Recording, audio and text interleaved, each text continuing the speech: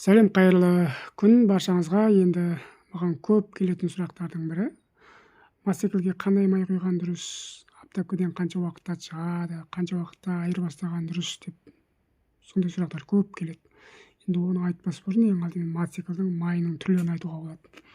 Бұрынғы мотоциклдің түрлері мысалы 2Т болса, өзі 2-3 түрлі, 4Тның өзі бір 2-3 түрлі ғана болатын да, соны құятын. Мысалы 2Т дегеніміз бұрынғы жаңағы бензинге белгілі мөлшерде аптал қосып құятын мотоциклдер.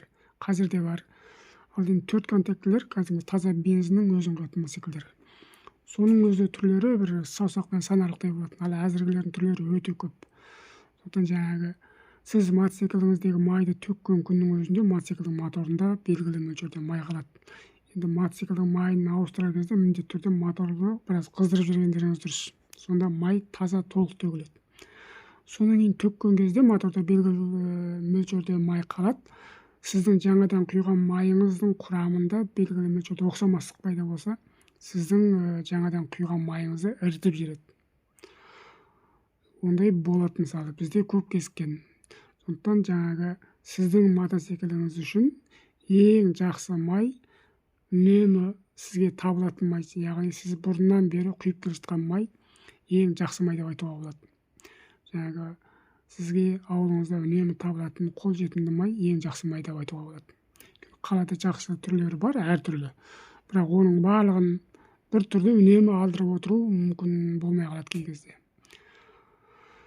Одан кейін автокөліктен қай уақытта шығады дегенде, автокөліктен көбі 1000 км деп айтады.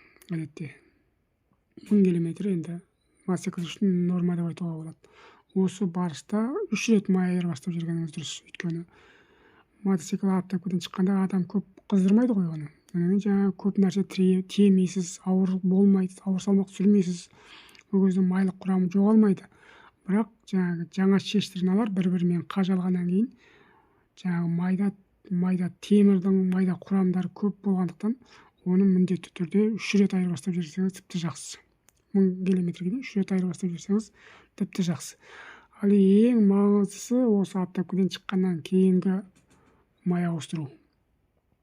Енді мына трассада жүретін мотоциклдер бар, олар ұзақ уақытқа шейін жүреді. Мысалы 5000, 10000, 15000 деп жүре береді. Өйткені трассада мотор өзі белгілі дәрежеде суиды, қатты күш түспейді.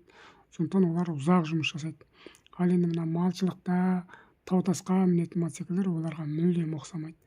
Біз мысалы малдың соңында жүресің, белгілі бір оборотқа саласында тырылдатып жүре бересің қойдың соңынан еріп. Ол кезде мотор тез қызиды. Тез қызғаннан кейін майдың майлық құрамы тез жоғалып кетеді. Әдетте майдың өзі жүкті салып қараған кезде май тұрады жүкті, бірақ ол жаңағы құр су секілді оқылады, системаны айналып жұмыс жасай береді. Бірақ ол жаңағы шестерналар толық майлап үлгере алмағаннан кейін шестерналарда ақырын шарлы пайда бола бастайды. Олар көбейе бастайды, содан кейін желінеді.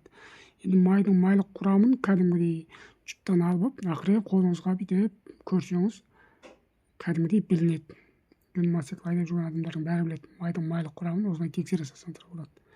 Ал майлық құрамы жоғалғаннан кейін ол мотоцикліңіз ұзақ уақыт жұмыс жасамайды. Егер мотоцикліңізді ұзақ уақыт жұмыс жасасын десеңіз, оны солай тексеріп тұрғаныңыз дұрыс.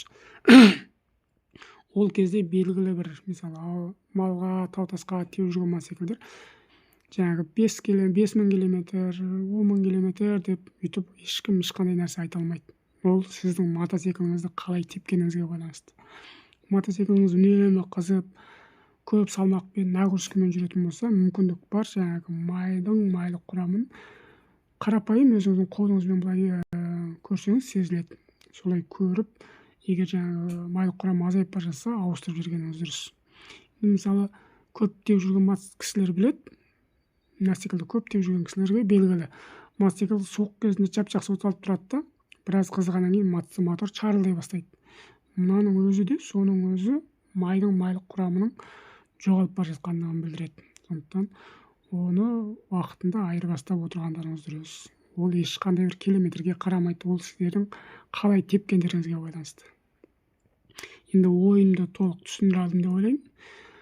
Егер қандай да бір түсінбей жатсаңыздар, комментарийға жазып қойсаңыздар болады. Немесе қандай видео керек өзіңізге, сол жайлы комментарийға жазсаңыздар, мүмкіндіктің барынша уақытым болса, сол жайлы видео түсіріп, YouTube-қа салып қоятын боламын.